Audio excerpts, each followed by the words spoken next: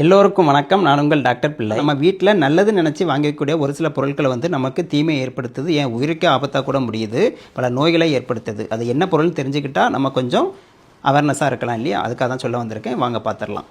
முதலாவது பார்த்தீங்கன்னா, நம்ம சமையலுக்கு முக்கியமான தேவைங்க இப்போதைக்கு மைக்ரோ ஓவன். சில பேர் குக் பண்ணுறாங்க, சில பேர் சூடுபடுத்த பயன்படுத்துகிறாங்க இல்லையா? ஏன்னா ஒரு ஆத்திர அவசரத்துக்கு அதுதான் நம்மளுக்கு ஹெல்ப்ஃபுல்லாக இருக்குது. இதில் மைக்ரோவேவ் வரனால தான் அதுக்கு பேர் மைக்ரோவேவ் ஓவன் அப்படின்னு நம்ம சொல்கிறோம். மைக்ரோ ஓவன் ரொம்ப பழசாகி டேமேஜாக இருந்தாலோ, இல்லைனா டோரில் ஏதாவது ஓட்டை இருந்து அந்த வேவ் வெளியே லீக் ஆகிற மாதிரி இருந்தாலோ கண்டிப்பாக அதை நீங்கள் உடனே மாற்றிடுங்க. ஏன்னா அந்த மைக்ரோவேவ் அந்த மிஷினுக்கு உள்ளே இருக்கிற வரைக்கும் தான் சேஃபு.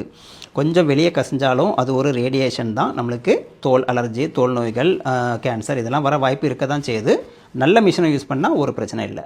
ரெண்டாவது முக்கியமான விஷயங்க, நம்ம வீட்டில் இப்போ எல்லாருமே பயன்படுத்திட்டு இருக்கோம் இல்லையா? நான்ஸ்டிக் தவான்னு சொல்லுவோம் இல்லையா? நான்ஸ்டிக் பாத்திரங்களை யூஸ் பண்ணிகிட்டு இருக்கோம். சமையல் நீங்கள் மைல்டாவோ இல்லைனா ஒரு மாட்ரேட்டான ஒரு ஃப்ளேமில் சமையல் பண்ணால் ஒரு பிரச்சனை வராது. தீயை ரொம்ப கூட்டி வச்சு ஹை ஃப்ளேமில் சமைக்க ஆரம்பிச்சிட்டிங்க அந்த நான்ஸ்டிக் தவாவில் பார்த்தீங்கன்னா, அதோட கோட்டிங்லாம் பார்த்துருக்கீங்க இல்லையா? எல்லாமே அது கெமிக்கல் தான்.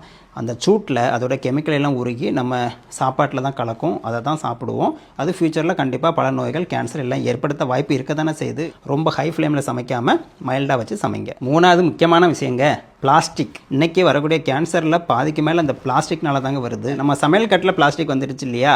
இன்றைக்கி நம்ம டிஃபன் பாக்ஸில் இருந்து பல பொருட்கள், சமையலுக்கு சம்மந்தப்பட்ட சூடான பொருட்களுக்கு சம்மந்தப்பட்ட விஷயங்கள் இந்த பிளாஸ்டிக் தான். இன்றைக்கெலாம் நம்ம கடையில் ஆர்டர் பண்ணோம்னா சாப்பாடு பிளாஸ்டிக் கண்டெய்னரில் வச்சு கொடுத்து விட்றாங்க. அதுவும் சூடாக இந்த சூப்பு அந்த மாதிரி உணவுப் பொருட்கள் எல்லாமே ஆர்டர் பண்ணும்போது பார்த்தா பிளாஸ்டிக்கில் வருதுங்க. என்ன ஆகும்? அந்த சூப்பு குடித்ததோட எஃபெக்டே போயிடும் இல்லையா? சூப்பு எமனா நம்மளுக்கு மாறும். ஏன்னா அந்த சூடு பிளாஸ்டிக்கில் படும்போது அது ஈஸியாக மெல்ட் ஆகக்கூடிய விஷயம் தானே பிளாஸ்டிக்கு. அதில் உள்ள மூலக்கூறுகள் நம்ம உணவில் கலக்கும்போது பிளாஸ்டிக் உள்ளே போயாச்சுன்னா என்ன வரும்? கேன்சர் தான் வரும். பல ஹார்மோனல் சேஞ்சஸ் வர்றதுக்கும் இது முக்கியமான காரணமாக இருக்குது. அப்போ சூடான சாப்பாடை கொஞ்சம் ஆற வச்சுட்டு நீங்கள் பிளாஸ்டிக் கண்டெய்னரில் வச்சு எடுத்துகிட்டு போனால் பிரச்சனை இல்லை. ரொம்ப சூடாக பிளாஸ்டிக்கில் கண்டெய்னரில் வைக்காதீங்க.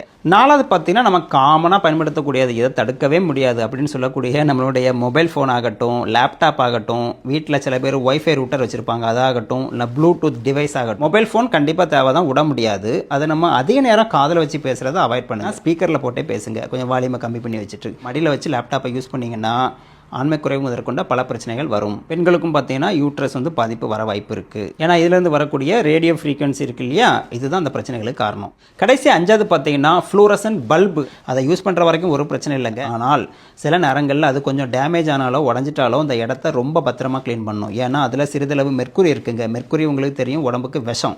அதனால தான் சொல்கிறேன், இந்த பல்பு அதெல்லாம் உடஞ்சாச்சுன்னா சுத்தமாக நல்லா க்ளீன் பண்ணுறாமே பார்த்துக்கோங்க. ஒரு சின்ன இது கூட கிடக்கூடாது. இப்போவே உங்களுடைய ஃப்ரெண்ட்ஸு, ஃபேமிலி மெம்பர் யாராக இருந்தாலும் உடனே ஷேர் பண்ணி விடுங்க. பண்ணுங்கள், சப்ஸ்கிரைப் பண்ணுங்கள். மீண்டும் அடுத்த வீடியோவில் சந்திக்கலாமா? நன்றி, வணக்கம்.